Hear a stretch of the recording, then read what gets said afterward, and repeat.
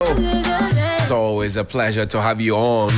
And we tweet at 3FM927. We're also on Facebook. I tweet at Hughes_on-air. That's HUGHES_on-air.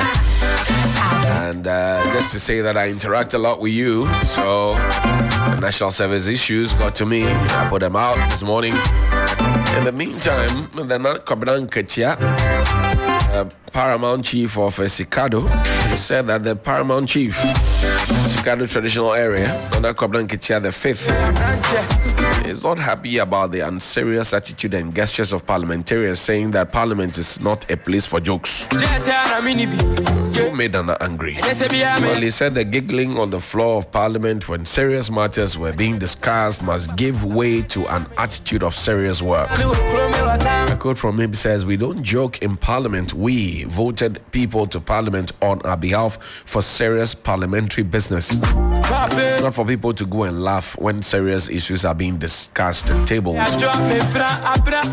Obviously, Nana is not too happy about the situation in Parliament. As a Ghanaian, are you also not happy? We spoke about Ato from Alexander Penyoma King, who is also an Atukwamina, and to Atukwamina forcing Atu. But he has something to say about the unrest in the country. Bagbane spoke about that. There's also before democracy, the traditional leaders and the rulers he learned from the tripod system of leadership and established a kingdom together. Bottom line is that Nana Kobenan Ketia is not happy about what's happening in Parliament. Listen to him. This institution known as Parliament, for me, as an African, is more important than the other things they say, the executive and the judiciary. If Parliament has not said anything, forget the executive. Look at the COVID thing. That was done at the airport. Parliament should have probed. It's sitting down looking at me. We heard about the American. What happened? Parliament didn't do nothing. What are they taking serious about this country? You get a body of parliamentary people who say they don't want a minister. They make noise about it, and after they are all like dogs who have been clamped up. Who are these people? This institution known as Parliament, for me, as an African, is more important than the other things they say, the executive and the judiciary. If Parliament has not said anything, forget the executive. Look at the COVID thing. That was done at the airport. Parliament should have probed. It's sitting down looking at me. We heard about the American. What happened? Parliament didn't do nothing. What are they taking serious about this country? You get a body of parliamentary people who say they don't want a minister. They make noise about it, and after they are all like dogs who have been clamped up. Who are these people?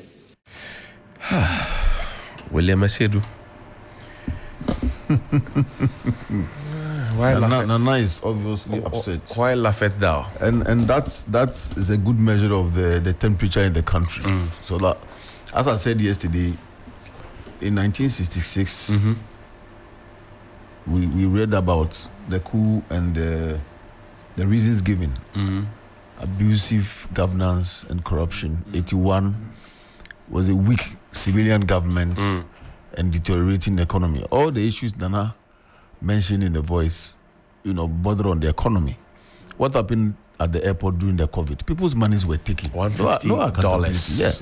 The gentleman came, did his thing, just packed and went away. The presidency denied involvement. The ministry didn't know about it. Ghana Health Service had nothing to tell us. Noguchi Memorial Institute or whatever it is, they didn't tell us anything. And it's obviously upsetting. Ameri, we've heard the expose by the former Minister of Energy. Nobody has spoken about it. Private individuals who were calling official individuals and giving them orders here and there. Nothing has happened. And then, so everything that, when it comes to the public purse, Parliament is given the powers to give direction, to play its oversight role, and then ensure that monies are spent well. Because we have so many problems, and it's as if when we get to office, we just forget about them. Now I heard in the media review statement, budget review statement about something about community roads. And every time you look around and you watch news bulletins on TV and you hear the bulletins on radio, people are just upset about the roads in their communities. Yeah. And so, of these monies that we've thrown away, you can just fix those 3 kilometers, 2 kilometers here. That's all we are asking for. So in the morning, I can also have some good sleep and drive comfortably to work. You don't have to wake up too early. 3 o'clock and just come here just because a 30-minute journey will take me 2 hours. So I blow 12 hours of my job and 4 hours of those is just to commute. You come to work tired, you get home tired. Yesterday, I mean, somebody saw me say, Master, you're looking tired. Why would I look tired? Ghanaians really look tired. Just look around in the morning, you wake up, look at the faces. Nobody looks fresh or refreshed. You get to because work by the transportation 5:36. system is so poor. You are going home at 5. You get home at 8. Yes, I mean, What isn't kind that of punishment is you that? can't say you are waking up at 5 and be by the road by 5:30 and there will be a bus for you to pick. Never. Unlike Croydon, where you know that The bus is there. 5:15 it will come. If you delay, the bus will leave you. If the bus leaves you across, the train will be there. And then, but here, look, even when you have money to pick these hailing taxis, as they call them, they'll tell you that if you mention the place, they'll tell you that they won't go. Why? Say, And some of them, they'll start some of the Hmm? journey, they will start the journey, they will get to the middle of the journey, and they will negotiate with the chief. Take part of the money and alight. Honestly, because they'll destroy their cars. And how much more money are we spending because of your tires? And Yes. just last week, I went to East Legon and went and drove over a certain And road. Parliament is sitting there looking at our faces like what? And it destroyed my car. And we're speaking to the issues of the everyday Ghanaian. Like we always say, we're not asking for sky trains, fancy projects. We just want good community roads. In the time that my parents have lived where they live, the road there has not seen any type of work. This is over 20 years plus. I'm telling you on authority, over 25 years plus. It hasn't seen You are any talking kind 25 of years. nothing. I know somebody who died at 83, lived in Bubuashi, never saw a tarred road, never saw a gutter. They gave birth to the person there. The person lived and died there. It was in the tribute that they read at the church. That will be my story Because as well. you know, you guys are talking about people. Me. Yes, When my old Bubuashi man- in Accra. Bubuashi Atiko. Bubuashi Atiko. When my old man passed, Bubuashi Atiko. Yeah. There's a place called Dan Rose. There's no gutter. There's no tarred road. The person lived there, was 83, was born there, lived there for 83 years. At the time the person died and they were taking the person to the morgue, there still was no tarred road, no gutter. Bubuashi, Accra. Yes. I say, Masa. It's not at Asebu. I say, my old man died in 2020. And per tradition, we're supposed to take the body to the house inside and do the libation Amambre and things. everything. We couldn't take the body inside. Why is that? Because the road, you can't cross into the house. Gullies and things. Which car are you going to cross? So you have to park outside, park on the road. Such is indignity. I was going to Someone say, who has built his own Somebody house. built his own house. Not that he was renting. Served this country. Look, people are living. They've built their own houses. If you look around the world, they've put their own electric fence for security. They've dug their own borehole. But the road they cannot do because it's expensive. And I'm talking about 2 and 3 kilometers of road, not a highway. And people are keeping monies and now they are denying ownership. So the chief has every right to be angry. Sometimes when we sit on there, it's not always that we go and pick documents and come and read statistics and see that we are doing some analysis. And no, those analysis, they run around those analysis and cheat us. And then you hear, let's have a dispassionate discussion. No, please. It is going to be extremely passionate because this concerns my life. What do you mean, let's have a dispassionate? Yes, there's a time and place to, put the facts out there, dissect the issues, the matters, the statistics. But what we are crying for is nothing convoluted or complicated. We are not asking for SkyTrain, anything fancy, National Cathedral. Come and fix our community roads so we don't have to wake up at 3 a.m. You see, Menu wakes up early, just to get to work. You see her eyes are puffy, tired, young girl. By the time she's in her 40s, no our bread. And these MPs will go back to the same communities and campaign and then come back to parliament and then behave as if they are in a different country. And so the chief, Nana Nkeche's emotions, as we heard in the tape. Let's listen to Nana one more time. It's well placed. Let's listen to Nana again, please. This institution known as Parliament, for me, as an African, is more important than the other things they say, the executive and the judiciary. If Parliament has not said anything, forget the executive. You know, look at the COVID thing. That was done at the airport. Parliament should have probed. It's sitting down looking at me. We heard about the American. What happened? Parliament didn't do nothing. What are they taking serious about this country? You get a body of parliamentary people who say they don't want a minister. They make noise about it, and after they are all like dogs who have been clamped up. Who are these people?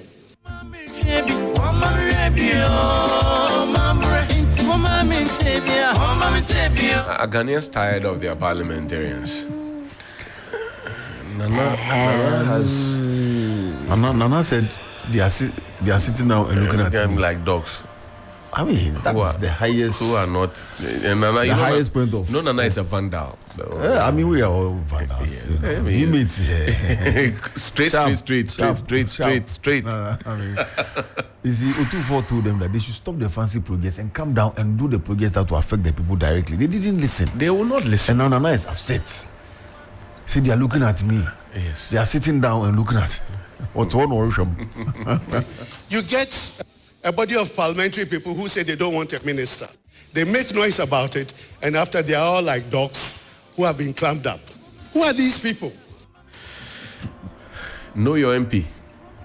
They will come to you again for votes. Right? Your members of parliament, they will come to you again for votes. The primaries are upon us. In fact, the NDC has finished its primaries, save for a few constituencies here and there. But the MPP is yet to have its primaries. They will come to you. If you didn't show the NDC, maybe you want to show the NPP how it's done. Because your parliamentarian is supposed to represent you, not supposed to frustrate you. That's right. Yeah. Take a break. On return, we'll have a conversation. Stay with us. We'll be right back after this.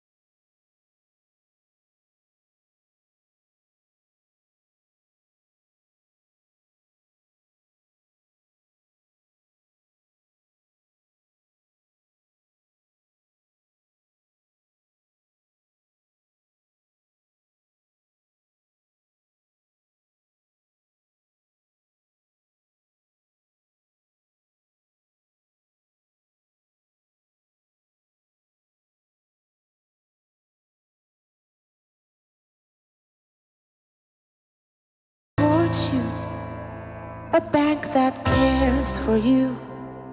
Hand in hand, we stand with you. So lift your head up, big dreams are waiting. We'll walk with you wherever you go. Where all your dreams are alive. CBG will make you smile.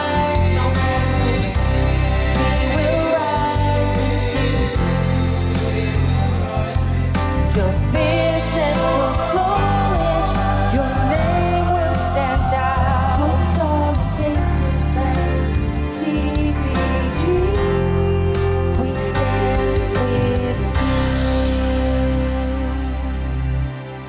Usika seme nkoyiana, quick credit siasia say, sika pe enna fom. Intina yabasa ye becheche wo yambosia boncheshe ye ho. Wutumi babosia edifi asua ye fee 1,500 Ghana cedis edeko. Na nia wohia ne wo national ID card. Wohia sa wubetu susu. Wohia awowa yenjise kebia nto ho. Wonsanso hia se, woni yembe bue futuo bia. Quick credit wo homao. Say ye dwa na wopese wudi. Ana wopese wo hye ejuma frase. Ana say ye school fees. Ana po eyeye. Osumi ejuma ye fo so ye wo bi mamo. Nemom kai say ye mobosia wo internet so. Afen so omanti kakrobia batan. Bank of Ghana nsa wo dwumedie yimu. Enti tutumri kana freyen wo 0302 200 390. Ana 0596 920 833. Quick credits, lending made simple. Kai say dwumedie yin hyehyɛ kakra wo ho. Ghana Brace yourselves for another electrifying season of Ghana's most beautiful. The chosen ones prepare to embark on a transformational adventure. Our esteemed panel of judges, industry experts, and cultural icons will be present every step of the way to help these extraordinary women define their future. The stage is set for an unforgettable season filled with enchantment, passion, and the celebration of Ghanaian culture. So mark your calendars and join the live show this and every Sunday at 8 p.m. from July 16 here on TV3.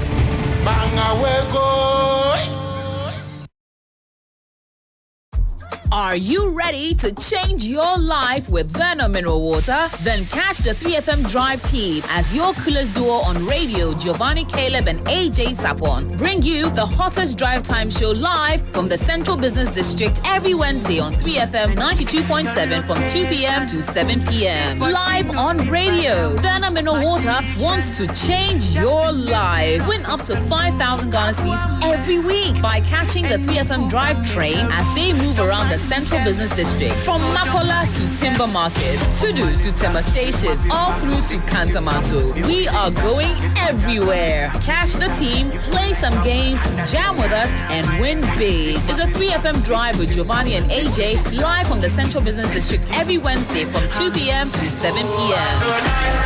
Powered by Verna Mineral Water, changing lives. 3FM, your lifestyle radio. Are you ready to win solid cash every day with Cash Out? Be a proud winner of lots of cash simply by watching or listening to any of Media General stations. That's right, you are being rewarded for your loyalty. Tune in to all Media General brands. TV3, 3FM 92.7, Onia TV, Onia FM 95.1, all in Accra, Akuma FM 87.9 in Kumasi, and Connect FM 97.1 in Takrady. To enter the Cash Out raffle on your favorite Media General station, just dial *439#. Follow the. In an era where the business environment is constantly changing, the need for accounting and finance professionals who can guide and lead organizations to sustainable success is critical. The good news is, CIMA's CGMA designation, held by over 150,000 professionals globally, delivers the skills, competencies, and mindsets that employers require. Learn more about the CGMA designation at www.aicpa-cima.com or email accra@aicpa-cima.com. 3FM Sunrise. 3FM Sunrise.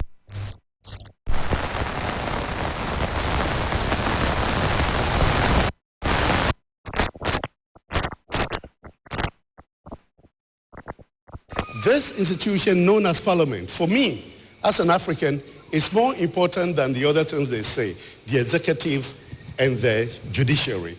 If Parliament has not said anything, forget the executive. You know, look at the COVID thing. That was done at the airport.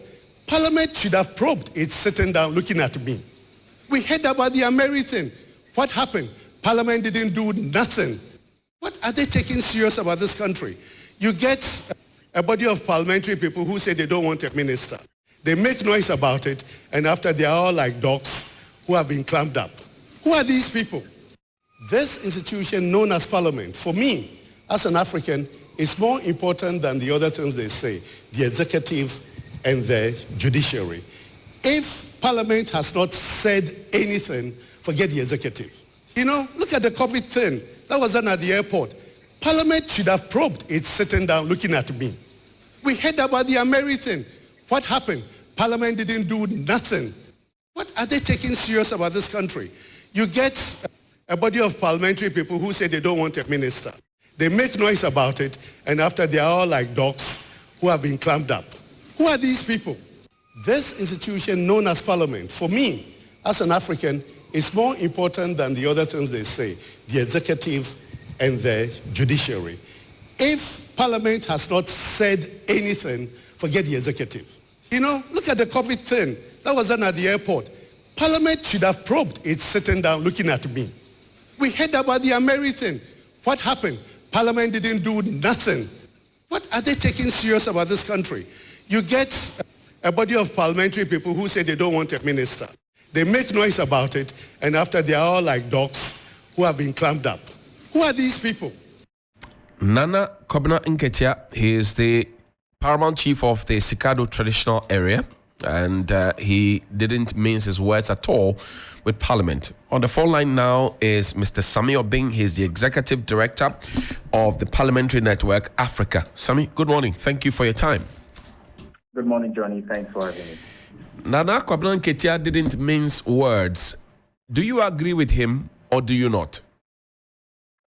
Johnny, I figured that this comment by Nana was during a visit by the Right Honorable Speaker and his entourage to him. That's correct? Right. That's right. Right. And so these were words uttered by the revered king in the presence of the Speaker of Parliament, in the presence of members of Parliament and staff of Parliament.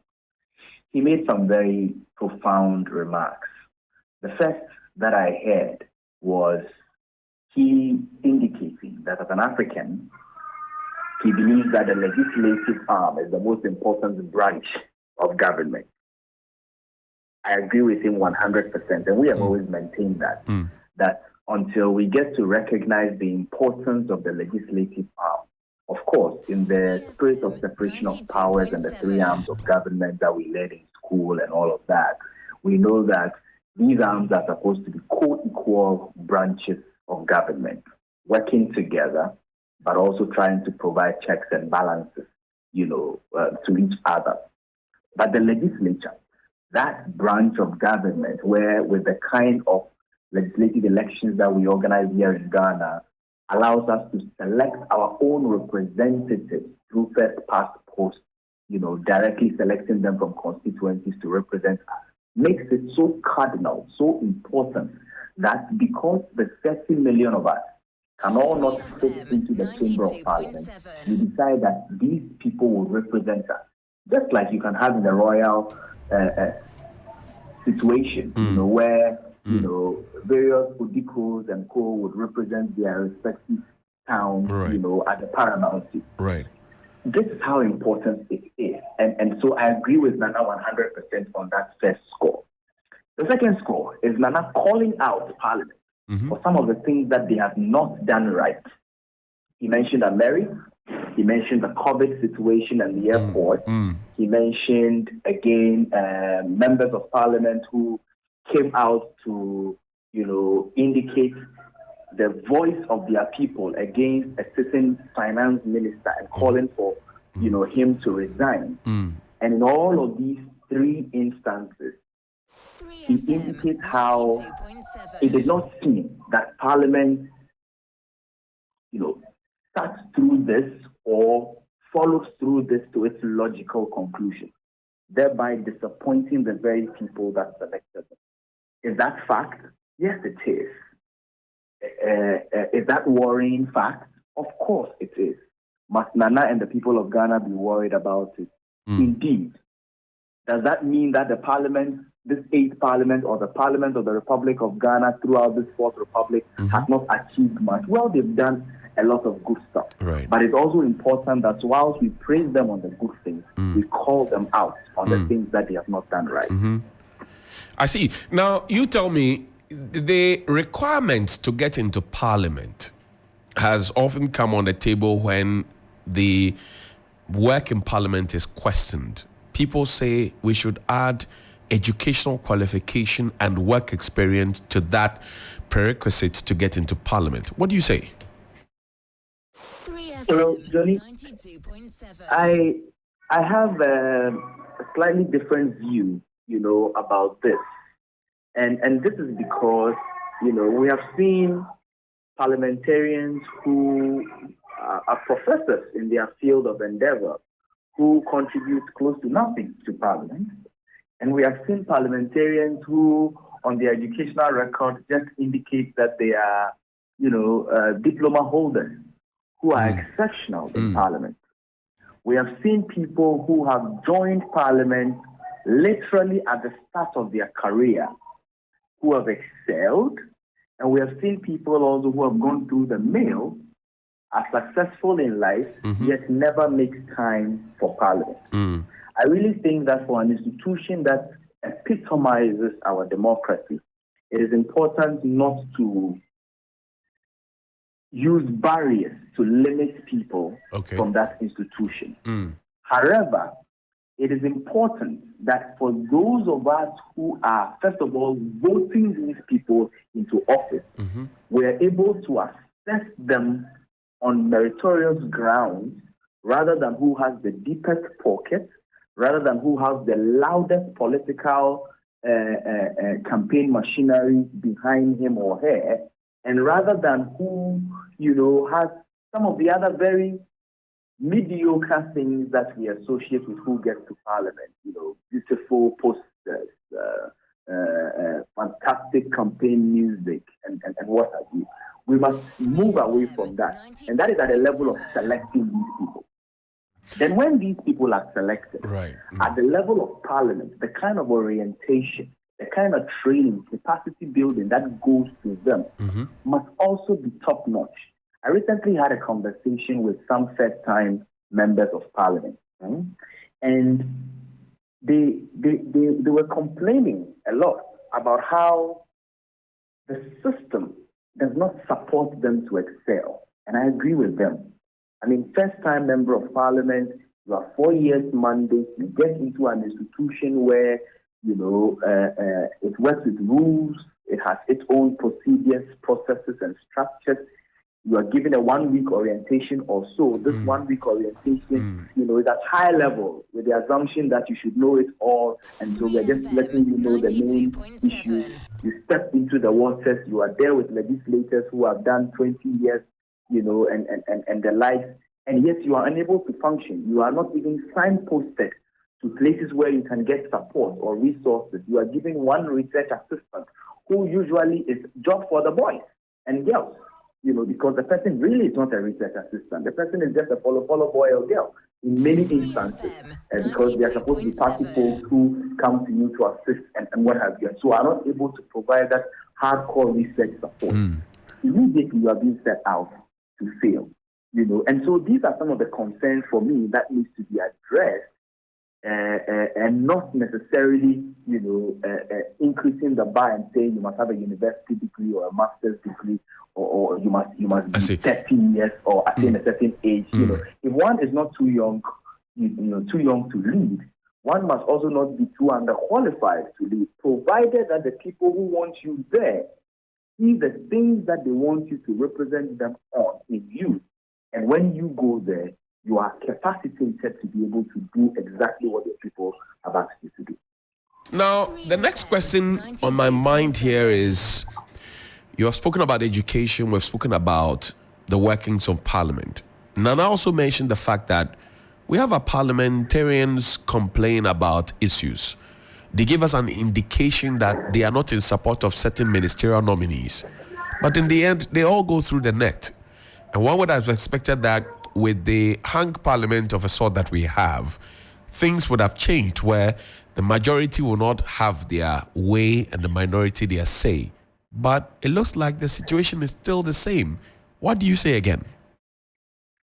Well, Donny, to be fair, the state of parliamentary scrutiny and the imbalance of majority having their way all the time and minority only having their say has been quite different in the last 2.5 years compared to what the situation was in the previous 7 parliaments, where we had, overwhelming majority in many of the instances.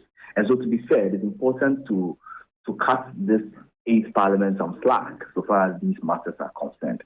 However, you are right in observing, like many Ghanaians have also observed, that in many of the instances, these parliamentarians, grow our hopes to very interesting levels, and we are very expectant. When the MPP members of Parliament declared that they would, they wanted Finance Minister to resign, and that this was what their people wanted, and so they don't want to disappoint their people. I took to various platforms to commend them highly for at least standing up for their people as against what would have ordinarily been expected, of politicians who belong to a particular party. When the NDC members of parliament on countless occasions gave us indications of the things they would never support in parliament and would fight it tooth and nail, many of us commended them at the time of the promise making and what have you. What did we receive at the end? Blatant disappointment by these members of parliament. And you see, when you represent people, and all the people get in many of the instances is that you raise their hopes so high and then you dump them and their hopes altogether, you lose their trust. And democracy is suffering in our part of the world and globally because of the loss of trust in democratic institutions, including parliament. And so we keep advising members of parliament and admonishing them that the more they do these things, the more they lose trust in the people. And when the institutions of democracy loses trust in the people, it can be dangerous. Well, so now my final question to you is, where do we go from here? Because Nana made a passionate appeal, and the description that he put on Parliament and our members of Parliament was quite cringing, if you ask me. Where do we go from here? It must take a Nana to be able to, say such words to the face of the Speaker of Parliament. Fortunately, this is part of the Parliament's 30th anniversary, celebration and tour of the country. And they are meeting many distinguished Ghanaians, many eminent chiefs, Ghanaians at all levels, engaging in activities at all levels. It is my hope that these are not seen as mere convenings and fanfare. In fact, they are meeting with the media. Recently, I noticed that they were at your media house, met with leadership there and what have you. They are meeting with civil society and all of that as part of the 30th anniversary celebration. It is my hope that Mr. Speaker and his entire entourage would collate these feedback that they are receiving, because they are raw, they are genuine, they are coming from the hearts of the people across the country, and that they would factor these feedback into the way that they position themselves to work better for the people of Ghana going forward. Because if they only hear, and if it is only reported in the media and we hold interviews like we are doing today, but the feedback and the learnings are not featured in the workings of Parliament going forward, then I'm sorry, but we will not see the kind of improvement that we need to see. Mr. Speaker and all members of Parliament must take these kinds of feedback as a reality check so that they can do better.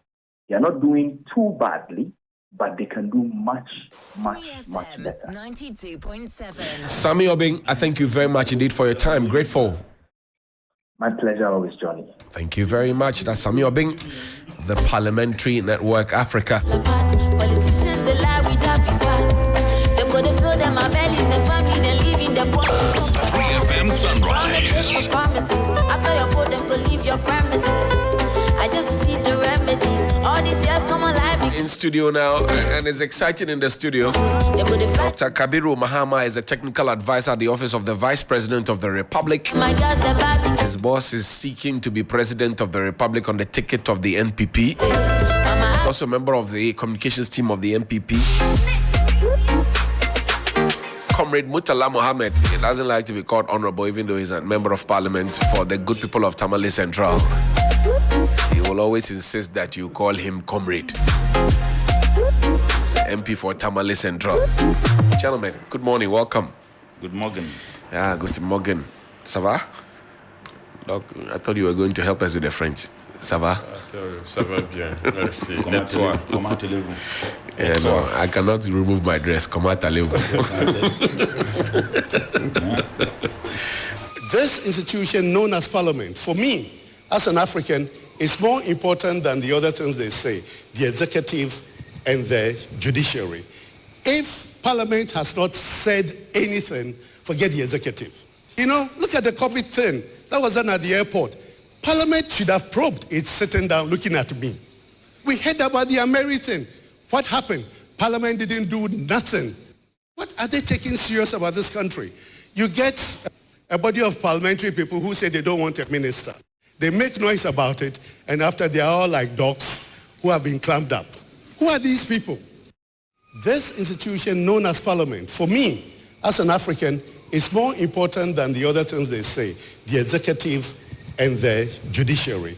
If Parliament has not said anything, forget the executive. You know, look at the COVID thing. That was done at the airport. Parliament should have probed. It's sitting down looking at me. We heard about the American. What happened? Parliament didn't do nothing. What are they taking serious about this country? You get a body of parliamentary people who say they don't want a minister. They make noise about it, and after they are all like dogs who have been clamped up. Who are these people? Who are these people? That's a question that Nana Kobna Nketia, Paramount Chief of Isikado, he asked that question. Comrade Murtala Mohammed is a member of the legislature, is an arm of government. Dr. Kabiru Mahama is also a member of the executive, the first arm of government. One more time, gentlemen, welcome. This is what the Paramount Chief had to say about Parliament. You are a member of Parliament representing Tamale Central. What do you say in response? Good morning. Good morning. Johnny, sometimes I'm a royal myself, so I'm very careful. If I need to make a statement that would seem to be a critic of the royalty, or even if you like chiefdom, I understand the passion with which the Paramount Chief made the statement, and you could see that he's virtually frustrated. He thinks that things must be done in a different manner. But I think that he has gotten some of the facts not right. And I say not right because he sought to blame Parliament entirely. Of course, I will not deny the fact that Parliament should be partly blamed. I have had the cause to have stood on the floor of Parliament, even arguing with some members of the leadership of my side, because I felt that certain things that we were compromising that I felt we shouldn't compromise with. But his statement sought to blame the legislative arm entirely. And I think that is where I disagree. I mean, with all due respect. I think that he can blame us partly, but the blame should go to the executive. Why is that? They bring the loans. But you have the power yes, I to agree, but I'm reject saying that they bring the loans. Someone must bring the loans for it to be considered or not. So if you want to blame people for the excessive borrowing, you don't take one and blame and leave the other. So if he had blamed the executive and the legislature, I would have been all right with it. I wouldn't have even been demanding to. No, again, another point he made on the matter of the Ameri. Right. I think that if he gets his information rightly, it took the vigilance of the NDC members of Parliament in the 7th Parliament to identify that President Nana Addo had added criminally $800 million to the Ameri renegotiation deal. $800 million. It took the vigilance of Parliament. And recently, Ajaku, who is contesting, indeed gave credence to this. Ajaku. It took Parliament. It took the NDC minority to realize that the government had padded the Ameri negotiation with $800 million. So I think that on that matter, you can commend Parliament. On the matter of the e-levy, right, I think that Parliament ought to be commended. You all saw what we did, but people used were the courts. It was the courts that which was used when the speaker, the second deputy speaker, virtually reversed the things we did and the actions that we took on the matter. Was the first deputy speaker? Yeah, the first deputy. Joe Wise. And the what happened? People went to court, and again on the matter of rejecting the ministerial nominees. I mean, all those things. So the judiciary had to come in. So if you want to blame, then you must blame the entire three arms of government. So we are limited as to what role we can play. But you represent the people. That's what I'm saying. So there's a lot of responsibility, first of all, on you. Johnny, on the matter of the e-levy, you saw what we did. You saw what our colleagues from the MPP did. And that is why I always advocate that we need to insulate the legislative arm entirely from the grip of the executive arm. We are practicing the hybrid system. where we have a blend of both the executive system of government and the legislative system of government. And for which reason the president's hands are tied. He must appoint more than 50% of his ministers from parliament. So in one breath, you have members of the legislature who double as members of the executive. They take they take action, or they take decisions at cabinet, and then he comes to parliament and he removes the executive gown and put on the legislative gown. You know, in all sincerity and morality, he can't be seen against the very thing which he brought. So I'm saying that if we insulate that, that is when we begin to see the true independence of the legislature. So you're calling for a change. I have been this calling, hybrid system is not working. I have been calling for this even when I was a deputy minister in the Sixth Parliament. And I remember I made a statement clearly that should that action or that decision was taken right and then, I was willing and prepared to remain as a member of legislature. You see, the reason why there's this called monocracy in our politics now, particularly parliamentary primaries, particularly, has to do with the fact that there are people who wants to be elected as members of parliament, not that they have that yearning desire to represent people, but they see that parliamentary seats or parliamentary elections as one of the easiest way of getting into the executive arm. So if you do this, I think that some of the frustrations as expressed by the paramount chief would be avoided. And I can understand why Nana says you people sit down like dogs who have been chained. No, but he can say that about the MPP members of parliament in this parliament, not us. We oppose most of the things they brought in. But then you end up voting for them. No, I'm saying, no, we voted against them. You questioned Kojopon Kroma Eslo. I'm saying that how are 16 of them, but you ended up voting for all of them. That is democracy. And that is why, if you see, sometimes, I have been telling you, I'm resisting the temptation to do a proper intellectual analysis. By all means, resist it. Because in fact, I am going to comment on this, not just as a politician, but as an academic. We are practicing democracy. Right. We have agreed to charter the path of democracy. In a democratic governance, certain decisions are taken based on how people are convinced on certain matters. Now, part of the democratic processes is to agree and what? Disagree to agree, or agree to disagree. Now, even within the same political party, the democracy expects you that you can have a position. That position may not be a position in line with even the political party that you belong. Now, you have ministerial nominees. As a matter of fact, I never voted for any of them. I took a video, even though some people had problems with it, But it is within the democratic right of those who represent members of parliament to vote in a manner they did, assuming that there was an NDC member of parliament who gauged the mood of the people he represents, or the people he represents expected him to vote in approval of a particular minister. And his party says, do not approve that minister.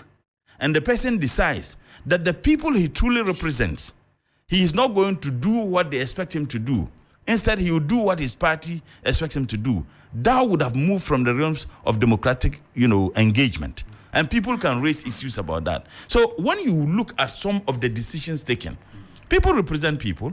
Now, there may be a bill or there may be a loan agreement. For example, if there is a loan to build a school in my constituency, and I know that particular community, they desperately need a school, and then my party says, no, don't approve that loan. The question is, between my party's position and the people I represent who desperately need that loan, where should I go? So sometimes when you look at it, I see a bit of hypocrisy in the way we analyze some of these issues. Okay. If we agree that we are practicing democracy, within the democratic space, people can engage in certain things that may not be. But you have a whip system, don't you? You see, in fact, in a truly speaking democratic governance, people have problems with the whip system in our democracy. People have problems with it. You see, even if you look at the whole gamut of our democratic, governance in this country and the kind of democracy we practice, every member of parliament, your filing fee is paid by your party. Your filing fee. You contest the elections for and on behalf of the party.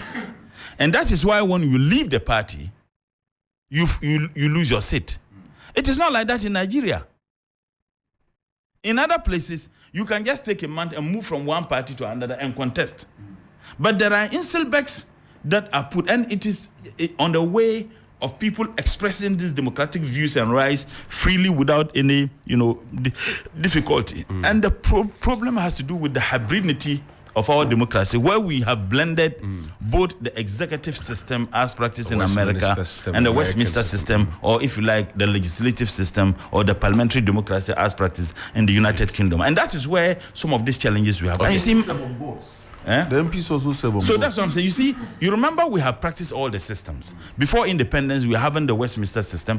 Even after independence, we continue with the Westminster system, where you had a prime minister and then you have a president. Now, after Nkrumah was overthrown, then we moved to the executive system. After the executive system, we moved to the Westminster system again.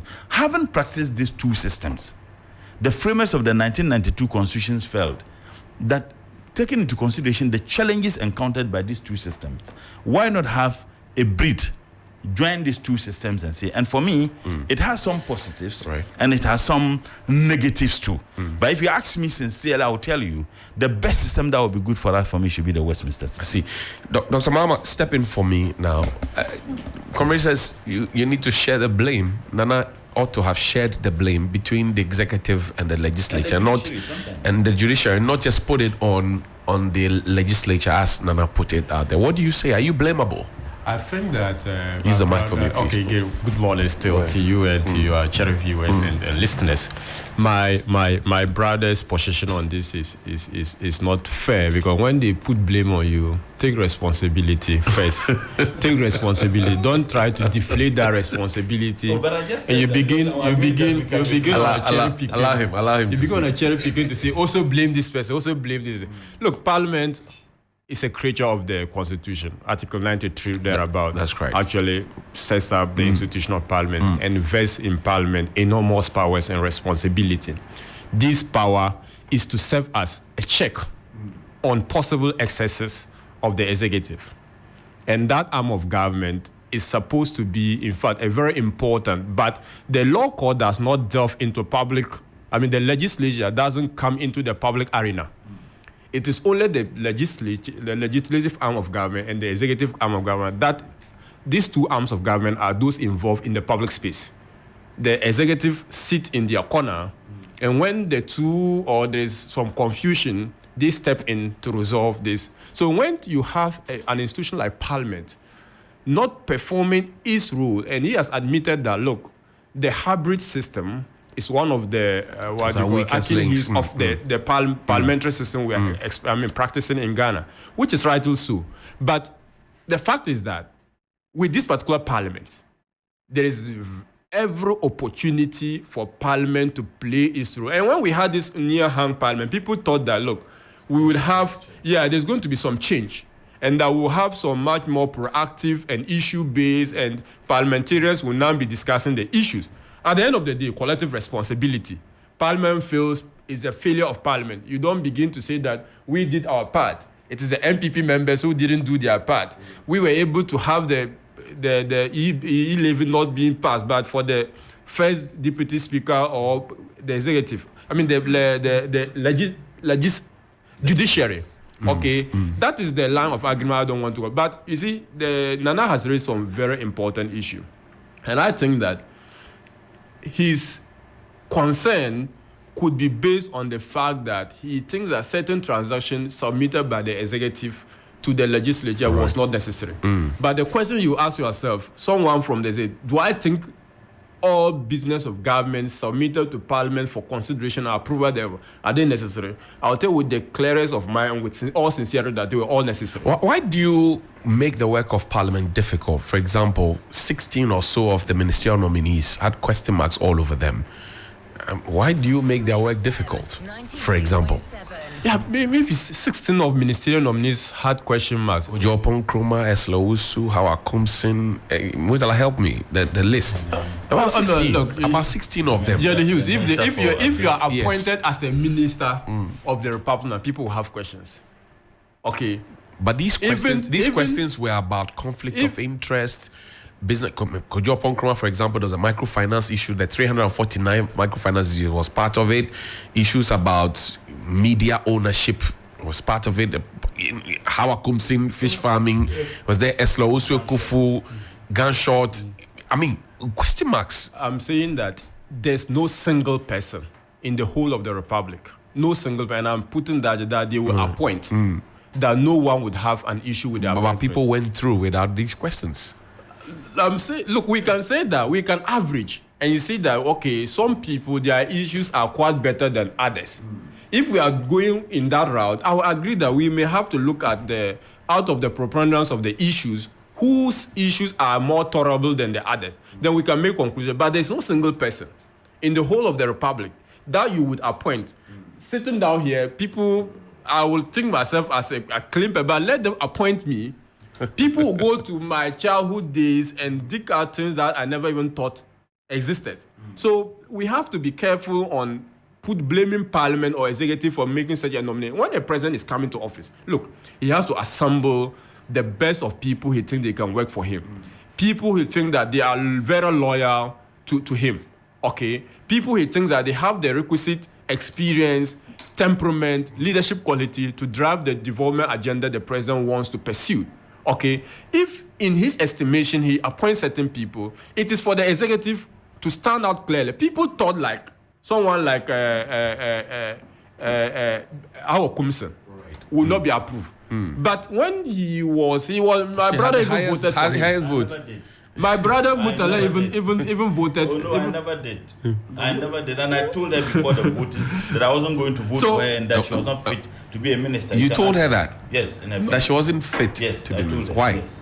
Because that's what I felt. Okay. No, but that was not even that's even harsh to even think that you are more qualified to be a member of parliament, to be a minister than your colleague member of parliament. There's no requirement for being a member of parliament. No, I say he's more qualified because 21 years of age, you should be a registered voter. Minister, a deputy minister of state. Did I shoot dance? No. I mean, it is. I mean, I'm saying that. Sorry, but not to use that. It is sheer arrogance. Why? Okay, to think that I am more qualified to be a minister of state than my colleague member of parliament. Dr. Baumia. Okay. He felt that he was more qualified to lead this country than President. No, that was not. I'm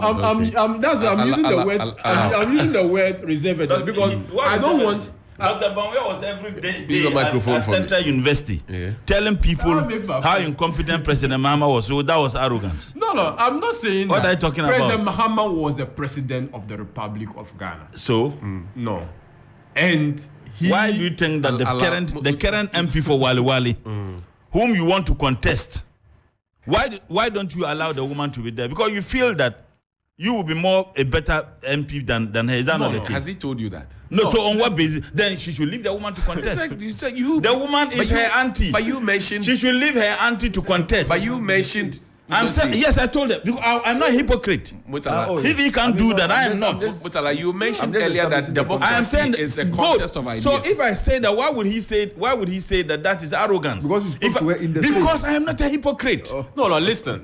I told her. So you think he should abandon the Wale Wale seat? Yes, if you think that the woman, she's not capable, he's not capable than the woman, leave your auntie. No, forget of he saying it publicly or not. No, not the context. He says that if you do that, you be a more candidate, a better MP than her. Right. I'm saying that then leave the woman to contest. Why you contest? Let me tell you the difference. Okay. What's the difference? If I come to you we digress, and I tell you that as a host of this particular program, I think that you are not qualified in the context of the fact that you are doing ABC. Of course, I have the right to do that. And that, to that extent, I am not comfortable approving you. But I have just told you that she allegedly shot a gun. Allow. It's not allegedly. This is a matter known to the police. Gun. I've just told you. Okay. Hawa Kumsin did that. Yeah, she shot a gun. No, it's allegedly. No, Hawa Kumsin shot a gun. She, in fact, I interviewed her on this radio. She said she took shot the gun. Yes, and she shot. In fact, it was that the boy shot the gun. She said she shot the gun. In self-defense. I said on the basis of her shooting the gun, she's not fit to be a minister. Ministers don't go around even that judgment. Dr. Mahama, I have the tape here. I can play it for you. I'm a connoisseur of tapes. Let's grant that even that. Let's even assume that he said that I shot the gun on the back of self-defense. What is wrong with that? What makes you think that the person. Of course, you just said it here. No, she said it. She said it in an interview it was with me. out of self-defense. So if a person is defending herself, would the Constitution even enjoys the person? You have a security that okay, have done that. if the Constitution even enjoys, what makes the person not qualify by virtue of that? She had a bodyguard with a gun. I'm saying that the bodyguard is there, but the Constitution has contemplated that if your life is at jeopardy, you have the right to defend yourself. They should give Dr. Bama a gun to be holding. Okay, so that is not that argument doesn't wash. That the fact that someone defends herself with a gun or whatever means, you think that the person is not qualified. In fact, if you cannot defend yourself, you have no business defending the state. The questions the first that duty of a citizen is self-defense. The questions that Nana raises, it puts blame on Parliament. But Murtala says, look, you're also part of it, because if you don't bring it to them, like they can't say, if you don't bring it to them, they won't be there to even consider to approve it. I'm neither siding with Nana or agreeing with Comrade Murtala. No, you need to choose one. Okay. I have my own position. I have my own vision. Go ahead. I have my own vision on this issue. Yeah, you're sounding like Dr. Bawumia. You have your own vision. Okay. I have my own position. Because first, I think that all business sent to Parliament by the executive were well thought through. They were thought to be those that would support the economic growth and development of the country. And to that extent, in the judgment of the executive so submitted to Parliament. Now, it is for Parliament having its own body and spirit and mind to determine whether we agree with the executive on this issue. Okay? If executive will behave like legislature, then there's no need for us to have this separation of powers. But how do you do it when you have a hybrid system where 50% of the ministers that are part of the executive, in fact, even the majority leader is also a minister of parliamentary affairs and leader of government business. The antidote to that. How do you have a separation of powers? The antidote to that is in the Constitution. And William Costello said they are 7 on board. No, I'm saying the antidote to that. For antidote to that is in the Constitution. That's why MP for Pokwasi is on NY board. MP for this is their own board. And that is why 2/10 majority is a requirement for most of the business or most of the decisions to be taken in Parliament. Because the framers of the Constitution had contemplated a situation where members of Parliament will be sitting in cabinet and taking executive decision. So when you come to Parliament, the onus, the responsibility is that you must be able to acquire the support of 2/10 majority. Are you telling me that 2/10 majority of the members of Parliament are all MPP members? So if I hear you right, NDC member. In fact, we have almost 50-50. You said they must have what 2/10. I say 2/10 majority. It's not everything that. I say most of the critical. Critical example. For instance, on issues of what do you call it, appropriation. Okay, on issue of appropriation. No, please.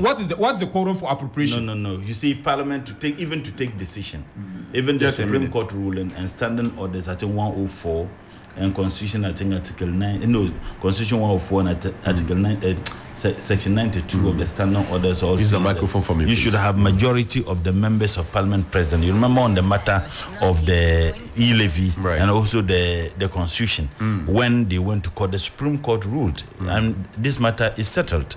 That you should have more than half of members of Parliament, or at least half of members of Parliament present. And if you look at the number we have, even to take a decision, which you have a quorum, a number to form quorum, and a number to take decisions. I get what I'm saying. So even for the so-called Twitter he's talking about, if you don't have the numbers to take decision, you can't even be talking about that. That's the point of No, so I'm talking about decision, not about 99% of the decisions taken under this government, they are not by Twitter majority. They are very critical. Tell me all the matters we have taken under this government. And this time they are all by majority. These are contained under the provision on bills. Okay. And if I'm saying that all the decisions, go ahead. If you have that document, the you can read approval it of minister, everything is by simple majority. So now, Murtala, the question is, if I hear Dr. Mahama right, he says, look, take the blame, stop sharing the blame. I have never said that members of Parliament should not be blamed. Johnny, I have told you, one of the reasons why I refuse to be addressed as honorable, I said the conduct of some so-called honorable members are dishonorable. And by so doing, there isn't any fun in being associated with the title. Nobody said that MPs or members of Parliament or the legislature doesn't have some problems. We do have. and we highlight some of our problems than even the general public highlighting them. Okay. So what I have said is that yes, I agree. Sometimes I understand the frustration of the paramount chief, but I was expecting him that you blame us, fine, but blame the executive too, because someone must bring those agreements and loans and others. And I'm saying that it is also fair to commend Parliament on certain matters. For example, the e-levy, we demonstrated, our colleagues refused to do so. Now, in the matter of even Ameri, and interestingly, the paramount chief mentioned Ameri renegotiation, the Flagstaff House added $800 million. It took the vigilance of Parliament to realize that either under this state would have been paying $800 million to some people at the Flagstaff House. That leave, even as energy minister. And the COVID freeze at that. So when you didn't do anything about it, you said you didn't do anything. No. The COVID freeze that I filed questions at the. And what happened? I have filed. Hold on. I have filed 2 questions in Parliament. The first one, when the minister came, he came and lied, and I indicated on the floor that he lied. He was not providing the necessary information. I filed another question, and interestingly, you were hosting the program when I raised this issue, and I filed another question on New Day. And my position was that, look, I have done what I can do as a member of Parliament. Tell me beyond that, there is nothing I can do. And I even said that I expected the media to take it up. But the House didn't take it up. No, when he comes and he provides information, as I talk to you, there's a question for the Minister for Transport to come and provide some information. The minister is still dealing with giving. When you raise the question, I remember that at the vetting table, Shelley Ayokoboche, Minister for Foreign Affairs, was asked that question. She says he didn't have information. Defense Minister was asked that question. She said he didn't have the information. Interior Minister was asked that question. They said he didn't have. Attorney General was asked that question. All 4 of them went through the net. They were passed as ministers, even though that question was left hanging, and we still don't have the answer. So that is the position. Like I told you, I can speak about myself that I never voted any of them. And you see, assuming I never took the video, a video that people try to condemn, even though it is also within my democratic space, as long as the voting is done, that the video comes out. I didn't see, committing any wrong. If the video had preceded the declaration of the results of the voting, that would have been a different thing. Now, I took my position very clear, and as a person, I said, no. I'll give an example. If you check in the Hansard, at least about 3 incidences where I stood on the floor arguing with my leadership on a matter of principle, on a matter I feel so strongly that, look, this thing ought not be allowed to pass through. Yet that is democracy. And that's why I'm saying that when we look at it in isolation, it won't be fair to the democratic processes. It's democracy. And within that democratic space, you have varied views. Even within the same political party, you have people who have varied views. So when a matter is brought to Parliament, like the example I gave you, a matter that is to address a challenge confronting a constituency, the MP's party position is against it. Which one should the MP choose? Should I defend my party and my conscience lose it, or I defend the people? Mind you, your first responsibility is to represent the people. I'll give an example, the KJTR market. So when I heard the MPP sometimes lying as to the market, and I heard some people saying it was the KMA, absolute lies. I was a member of the finance committee, and I remember when the matter was brought, the loan agreement was brought, the Dr. Akutose of blessed memory, he was the ranking on finance committee. Atu Forson was the Honorable Aveji was the chairman of the finance committee. When this thing was brought, our friends who were from Kumasi or Ashanti region, MPP MPs, when their party had position with it, they supported it. They supported it against the position of their party because it was to serve their people. So between these two, so when you have such, blanket blame, unfortunately, members of parliament, when you do that, it means that all the blame should be put on MPs. And that is where I have a little problem. I see. If the chief had said that, look, we need to blame the executive and blame the legislature for allowing or letting this country down, fair enough. But when you do that, and he is not ready to admit that the executive arm is also blamable in matters like this. He said he should take the blame alone. Dr. Mama, you were referencing a document. Article 10610 clearly provide that a resolution supported by votes of not less than 2/3 of all members, and it has to deal with bills. And we've come to the title of title of that particular article, it talks about mode of exercising legislative power. And it starts with 1 all the way to 10. And if you go to 10... And it has to do with bills. But that's the making of law. Allow him to read. It's not only laws. For instance, appropriation. Appropriation is a law. Bill. That's what I'm saying. That, but we are sector of decision. When you talk of e-levy, e-levy is a bill. No, don't confuse. I'm not confusing anything. E-levy is a bill. No. Allow him to finish. No. I am a member of parliament. Right. We have a responsibility to educate your listening public. But I thought that you would allow him to make his point, and then you can understand him. And then no, I don't want. My statement was that. You won't forget. My statement was that. Please note, Bill. Yes. Yeah, most of the ahead, critical decisions that require the executive to submit to parliament in the form of loans, in the form of taxes, are actually submitted and requiring 2/3 majority of members of parliament to approve. And I went ahead to state that 2/3 of the majority of parliament is not exclusively of the MPP members of parliament. It has to take at least 1/3 of the members of the NDC to join the MPP to make that 2/3. But he has explained that not all decisions require 2/3 majority. That which of the most of the decisions that have been taken. Can I answer him now? Which of the decisions that in context? No, you see. I'm making my point. Allow him to make his point. I'll note the points for you. So bill and decision. Which of the decisions in context we are discussing, the e-levy he referenced, okay, did not require this provision, application of this provision. No. Okay, so that is my contention. And my position is that Parliament has a responsibility. The mind of the executive is supposed, and it is sometimes always different from the mind of the legislature. Okay, if in the estimation of the executive, the president feels that something is important for the running of the economy, and he submits that decision, that memorandum to Parliament, and Parliament feels otherwise, there's every opportunity for Parliament to reject it. If Parliament feels it is okay and okays it, I have no problem. Then that's the reason why I said that I do not agree entirely in terms of the specific issues mentioned by Nana in his submission, on the basis of which he blamed Parliament. Because I feel that Parliament did the right thing by the approval of such specific issues he has mentioned. So you think that the executive is extricated from any blame? The man is not even blaming the executive. And even if Murtala is introducing that. One of Mustafa is blaming the executive. I feel that neither the executive, in the context of the issue mentioned, okay, because I place everything in context, neither the executive nor the legislative arm of government should be blamed in the context of the issue mentioned. Okay. It's different from saying that I am saying that they should blame. The only issue I had with him was that when someone blames another, try to justify why he should not be blaming me.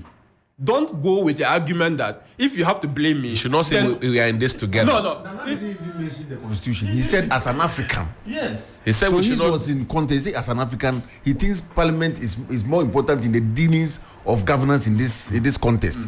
But you have gone to raise the issue of the law, and this man is saying that what you are saying is not the case. No, it's not. The law comes in as an explanation to the fact that Parliament cannot be a rubber stamp, and the fact that the executive is in the legislative arm of government should not be an excuse to saying that government businesses cannot be thrown out by Parliament. That was Murtala step in for me. The concept in the Constitution. Dr. Kevin, nobody said that. See, I want to remind Dr. Kabiru, if there is a demonstration of arrogance, that is what you have just done. Hold on. You are not admitting that you are blamable. I have admitted that as a member of Parliament, as a member of the legislative arm, there is some justification in Nane's statement that, at least for the benefit of hindsight, we should have done things differently. I have admitted. Right. That notwithstanding, I think that Nana would have been fair to members of Parliament and the legislature if he had admitted that, yes, we have done some right. And I gave examples, the rejections of the e-levy, the pardon of the American negotiation. It took the vigilance of the members of Parliament to identify that. My only little problem with Nane's pronouncement is that if we are looking at the whole gamut of loans, agreements, and maladministration, it wouldn't be fair to single out the legislative arm without bringing in the executive arm. They bring the loans. So if the loans are not brought, the so-called wrong won't even be occasioned. But you have hold on. What it takes. No, I'm saying that to say so that we will is not where accept that this. is where I then introduced the partisanship in defending the legislature, I'm not looking at it in the lenses of NDC, NPP. Right. But I then introduce the partisanship when it comes to within the legislative. What is in the interest of the people and the party. And that's where he's getting it wrong. 99.9% of the decisions we have taken in Parliament, particularly the controversial decisions, didn't need two-thirds majority. If you want to impeach a speaker, you need two-thirds majority. If you want to remove a minister, in the case of the Adjo Safu and the other members of Parliament, you need two-thirds majority. If you want to make laws, the first responsibility of Parliament is to make laws for and on behalf of the people. You need that because there are laws that are going to be binding on everybody that could be used for years to come. And that is why the Constitution is explicit on that. The approval of budget, appropriation, and others, we don't need that. They come in the form of a statement. The Minister for Finance, read the budget statement, even though strictly speaking, it's a law because that then appropriation then gives the government the right to spend. But majority of the issues that came in the form of what?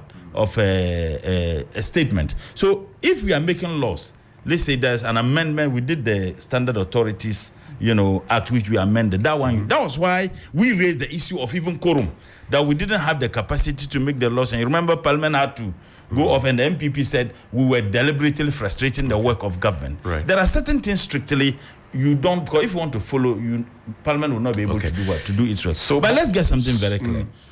Look, Parliament is partly blamable. And like I told you, in the middle of my analysis, I removed the political gown and I then wore the academic gown to look at it in that perspective. Right.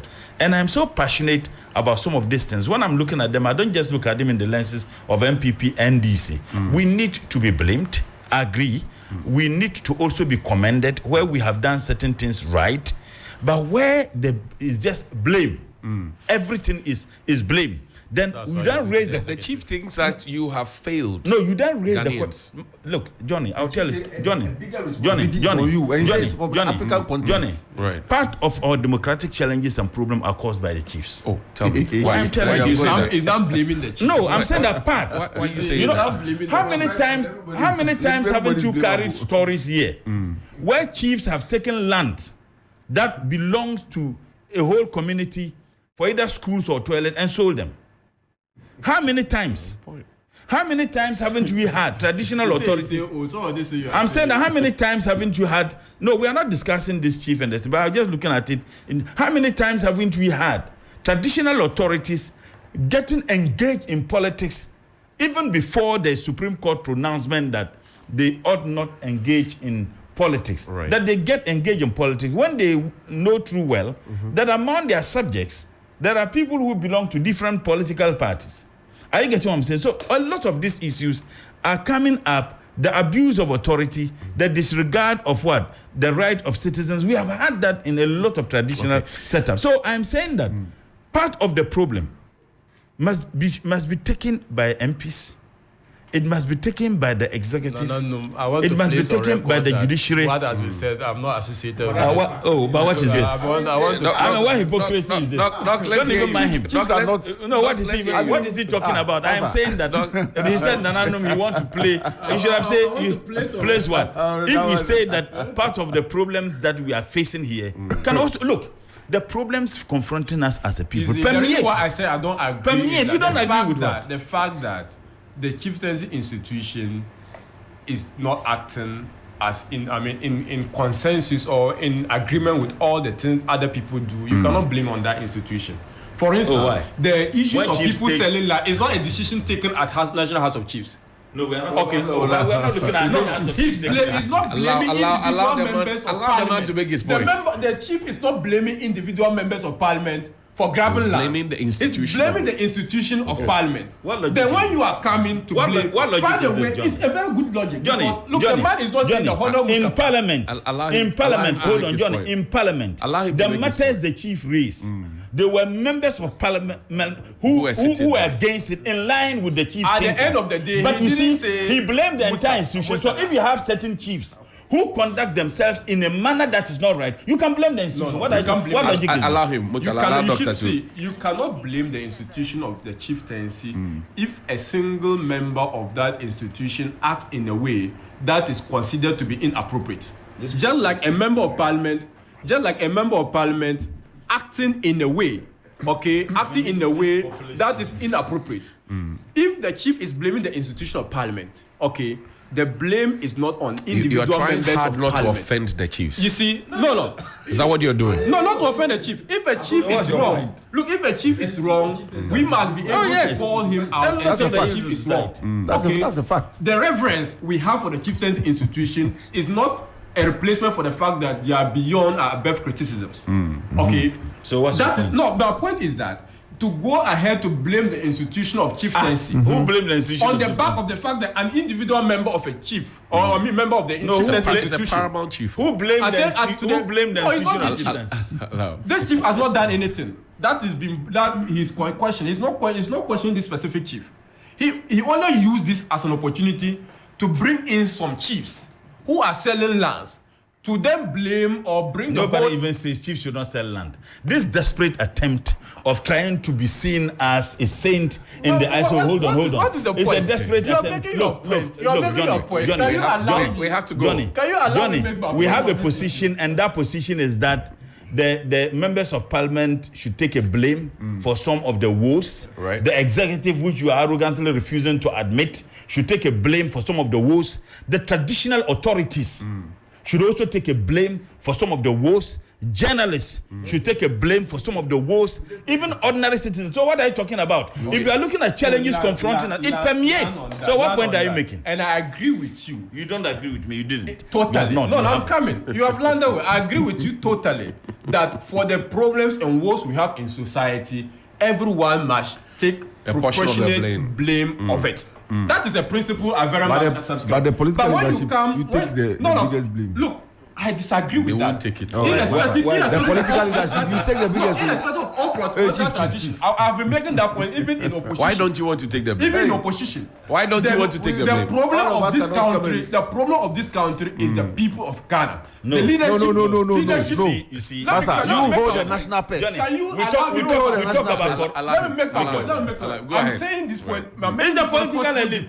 Just admit it. Political elite are Political a product elite, of the people. It's the political. The political elite. The leadership of politics. At any point in time, leadership are not brought from mass. Okay, leadership is not brought from mass. The fact that leadership are not brought from mass just tells you that leaders are just like the so other people. Are you blaming the people now or what? No, I'm making up. I'm saying that for the wars we have, across sector, okay, it is only because those entrusted and they're in the limelight and they are seeing that leadership, and as a leader you must live beyond reproach. That is what the burden is high on leadership. No, yes, but leadership is cost. No. You are. I agree, leadership is cause. Everything is what? Some effect or effect. Right. Okay, but I'm saying that if you want to be honest with the people of Ghana and to diagnose the problem we have, it is every single Ghanaian. One, we do things at the macro level. Where are you leading the people? Because where you are leading the people would determine. You have the money to manage that which belongs to them. Leading the people. Yes. Let's admit that. Allow me to put my question, please. Why are you leading the people? Because now you're blaming the people that you are supposed to be leading. Hughes, we shouldn't make it like, because I'm in difficult situation now because I'm in government. But I'm saying that this point goes beyond this current government. You have power. And How can you be even in the unlikely event NDC is in power. That's why it's a and I come leadership. here. At this point, I'll repeat it. Okay? I'll repeat it that the people, the leadership is as good as the people. Okay? And that if we try to divorce the leadership from the very people, then we have problem in this country. Dr. Mahama, I thank you. We're closing to 30 seconds each. My point is just very simple. When we talk about corruption as the bane of our retrogression, the reasons why this country is not growing, I think we have discussed this time without number, that corruption permeates the entire facade of the Ghanaian society. The reason why the focus is on the politician is that we have a privilege, exclusive right to manage that which belongs to everybody. We have absolute control. And when I say we, I mean the political elite to control that which belongs to everybody. We have the capacity to lead so that people will follow. We have the capacity to regulate the conduct of people, because the laws that are made are laws made to regulate the conduct of everybody, but privileged few to protect are those the national who manage purse. how the law is regulated. Okay. So when you have such people engage in corrupt acts, it becomes a serious matter. That is not to say that other sections of society are not engaged in wrongs. But when the people who have the responsibility, the moral duty to protect and to lead, to direct themselves engage in it, that is where it is an issue. For example, you are the head of the family. You have your wife and your kids. You ask your kids that they should not drink. And then every day, you come home boozed. May God forbid. Leadership by example. Exactly. It's just like President Nanado when he was preaching no corruption. Yet he's the leader of the corruption in this country. At the Flagstaff House. Have you established that? It's the citadel for corruption. Have you established the $800 million they padded to American renovation? It happened at the Flagstaff House. Who added it? The presidency. Who brought it to Parliament? Who signed that letter? When Ajaku, you interview, who interviewed? Right. When he said who did that? The pardon took place at the seat of government. Okay, we have to go. Where Kabiru has his office. Is it the vice president's office? Oh, but it is all. I can't say the leader of the corruption. Anyway. But who? Okay, so he's putting the thing on you. We'll go on. Yes, let's wrap up. I just want to use the microphone for me. I'm using your platform again to mention that tomorrow we'll be in Tamale North. The vice president is in Tamale North. No, his friend the vice president is in the eastern region now, and the people's campaign. Will be in Tamale North. Yeah, the people's campaign is actually the people are connecting very well, and for now there's now. Why does the vice president have a different vision from his boss's vision? Even twins. Brought from the same womb on the same day. The only vision are likely to think differently on issues. But he was brought in to support the president. Yes, and he supported the president. But he has not finished his mandate. It was not brought in by the president to implement his vision. But he was brought in by the president to support him implement his vision. So this new vision that he has, it is what will change Ghana. This new vision that the vice president has would contribute significantly to changing the economy. Why would he give it to President Akufo-Addo to change our situation? One, plans have maturity time. Okay. Secondly, the implementation of the plan requires your own set of people. Allow me, please. Okay. 3, that very plan you are going to implement would require different contexts in terms of the situation you find yourself. The problems we have in 2016 are not the same problems we have now. So in 2008, right, there were 17 people, including President Akufo-Addo, who lined up to be flag bearer of the MPP. All of them said they wanted to succeed President Kufuor. Yeah. Now there are 10 people. They say they have a different vision. They want to change the way things are being done. Is that not a vote of no confidence on Anado? It's not a vote of no confidence. Like you would say, then there's no need for Republicans to line up to want to succeed the outgoing Republican president or Democrats wanting to line up to in 2008, the campaign was about change. 2012, the campaign was about change. 2016, campaign was about change. In 2024 or before that, you're still preaching change. Has the change not come after a Juma budget, a Sempa budget, in Punto budget, in Kambo budget, in Koswa budget? The change has still not come. The change has come, but it has not gotten to. We have not gotten to the destination we so much desire. To say that change has not come, change has not come is not to be a good observant or monitor. There's a proverb in Dagban. He knows that proverb of the happiness in the economy. Okay, some dramatic changes have been made in the economy. Right. So much needs to still be done, and a fact that someone coming saying that I want to change how certain things are done is to suggest that, look, an admission of a lot more needs to still to be done. Okay, and it is not something to suggest that the person has failed. Every day, you know, the president had cause to complain about that. How everybody was talking about change. Yeah.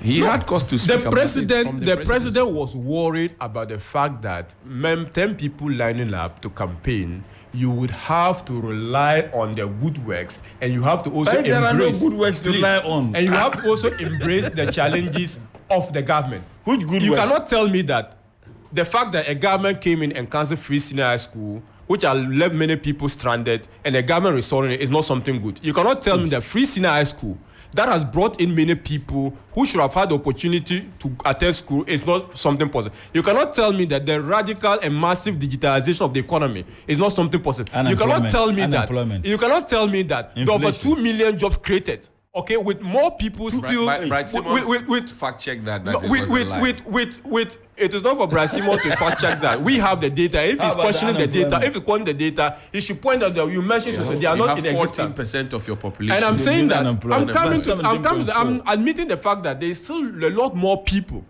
That is not to suggest that people are not employed. There's still a lot more people to it, and that's why there's the need for you to still be in government. A teacher sent this to me this morning. He says, "Good morning, Johnny. Help us to highlight some concerns for the schools. The heads won't talk for fear of victimization. I heard the minister say SHS is free, but monies for visual arts practicals, home economics, etc. have not been released. Meanwhile, the practicals are ongoing, and that's because some teachers have to pre-finance just to see our students through. It is a very serious situation. If we build the parents too, we are interdicted." This is the reality on the ground. No, you see, when he was ranting the free SHS, I was looking at unemployment escalating, inflation. I even mentioned unemployment. Dr. Mama, are you avoiding the teacher's comment? No. I mean, if you ask me, the teacher's comment is that some money has not been released. Right. Okay. Then to GDP, and releases of government fund, of course, subject to the availability of that. I mean, revenue. National service people have not been paid. May, June, and July. National service people have not been paid. Yes, May, June, July. Look, people. You say school of hygiene. Someone even asked me. You want to mention because someone asked me to ask him.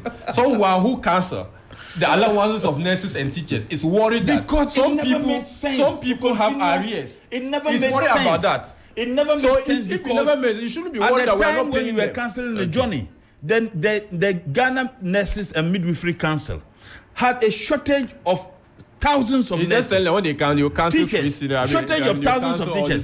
How do you restore it with a quota now? The teacher training colleges, they admit based on quota. Okay. In a government which has implemented that is why all the 10 it doesn't make sense. We have they are coming with change. So yes, and that's where I'm asking Dr. Kabiru that look, if you say you are leading us on the right path, why are all the 10 people? These are former cabinet ministers. So Boache Jaku was a cabinet minister. Focus on his boss. Look, the problem is the head of the economic management team is preaching change. Johnny, the truth is that even that is even to suggest that the MPP has become even more attractive for people wanting to lead it, and they believe that with the MPP as a vehicle, we can win power. But they must change from the vision of Nanado. If none of these people said, and I quote, if none of these people had trust, reject all those who contributed in creating the mess. That includes Dr. Baumia. Oh yes. Dr. Akoto, Osei, Alan Tremantin. Apart from him, all of them, they are contributing. You see, I don't want to comment on Mr. Kennedy's issue. Why? I don't want to comment on that issue because it's an internal issue. He called your boss. At the end of the day, Dr. Mahmoud Bawumia is going to beat all of them, and he will need all of them on board. I am very comfortable, and I have no, if there's any certainty, okay, I have in mind as to this contest who's going to win. It is the certainty that Dr. Mahmoud Bawumia is going to beat all the candidates. The signal is stronger. Okay, so that we don't have that. So it therefore means that the blind man, it therefore means that we will need to be extremely patient. Concert party. Okay, with all those commentary because we will need to carry everyone along. We have to. Bawumia is also hitting at. Thank you. He's not hitting anyone. Kabiru Mahama, a member of the NPP communication team, is also a technical advisor at the office of the Vice President. Murtala Mohammed is the MP for Tamale Central. We'll pick your thoughts and calls shortly on this matter as Parliament filled Ghanaians. 3FM Sunrise.